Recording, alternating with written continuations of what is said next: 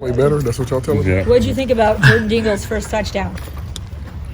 It was really at a crucial time, but I wasn't surprised. They've been doing that all summer. I mean, all fall camp. So it was a time that we called a play and he executed. So I was very, very happy for him. I know it's a SEC game, it's a divisional game. Like, you're gonna get fired up no matter what. But is there any extra juice whenever you're going up against South Carolina? Yeah, I mean, it don't matter who we playing. It could be any of the teams, but for some reason, it's kind of like a rival. I don't know. It just feels like it. So both teams will be ready to go, and I know our team will be too. So, do you feel like there's an extra hunger coming off of that loss last weekend? I mean, probably a couple of years ago, I can answer that like, yeah, we don't want to lose no games, and the way we lost that game, I was telling Mark, that's the first time I seen our team after a loss was in sitting, nobody moved in the locker room for about 10 minutes because it really, really hurted everybody in there. So I think our guys, I think they'll be ready to go. I mean, they don't want that feeling no more, so they'll be ready. It's been a long time since anybody's felt that. Yeah, it has, hasn't it? I mean, it was time when we was feeling that a lot when we was here, earlier. But no, we got great leadership on our team, and for us to fight back when we were down 14 down there, we were in the locker room, and everybody looked at each other and knew we was going to win the game. And just for that to happen at the end, the way we lost it, I think guys just wasn't used to, like you said, having that feeling of losing. So everybody was up here on Sundays. A lot of guys on their own watching film. So it just shows me where our guys are at right now. What was it like seeing Chris back on the field for the first time this year? Oh man, he is. I've seen him for this is 4 years.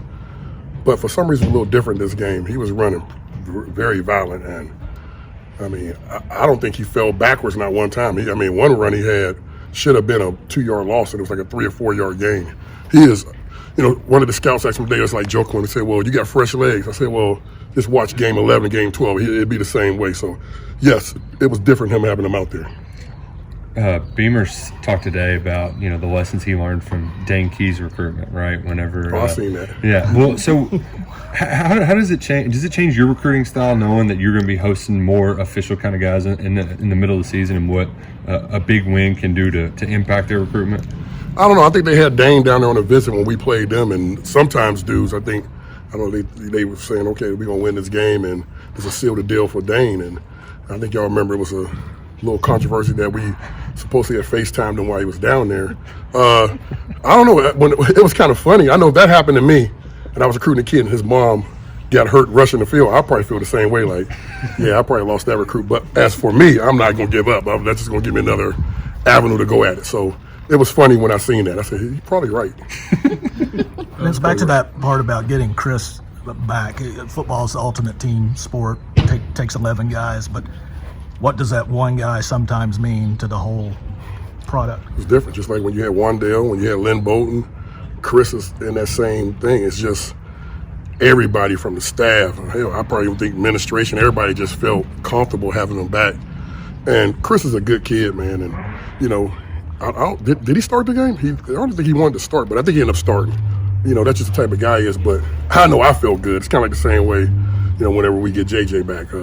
You feel good having all your bullets, and he's a big one, so I'm glad he's back. The production he brings on first down, just how big is that just to set up? Well, yeah, because sometimes majority when you running him, at worst it's going to be like 2nd and maybe 7, 2nd and 6. That changed the play calling that you do. He's just, he reminds me of Benny, but he may be even a little more powerful than Benny. And, when we had Benny here, I felt the same way. So Chris I'm glad he's on our team. That's all I'm going to say there. I'm glad he's on our side. Is it draining when like, for instance, Chris, knowing he's coming back for his first game, he do extremely well. Can you get too overweight, too juiced up? Yeah. I thought he handled it very well. And he was put in a position where I think we were on like the 3-yard line or the 4-yard line that first drive. And that's just, him being a veteran and him being who he is, that I think he was – the main thing he was worried about, all the hype about him coming back. He looking on Twitter, everybody, he's like Megatron coming back or something. So he had to really deal with them emotions. But I thought he really did a good job. Man, he ran hard. And with other things you don't see, caught the ball off the backfield, which you've seen, but his blitz pickup was pretty good. So I'm gonna keep saying I'm glad he's on our side. That's all I'm gonna keep saying. Stoops always uses the term aggravating yards. Yes, Is them are he aggravating. an aggravating back? He's an aggravating back. It's kind of like that guy who can hit that jump shot when you know everybody, your hand is in his face and he still hits it. That's how Chris is as a running back. Having his first start out of the way, you expect to see he'll get better and better. I'm like Mark. You ain't gonna give him no bulletin board material, but I'm very excited to see what he do the second game. Right. Okay. Yep. Thanks.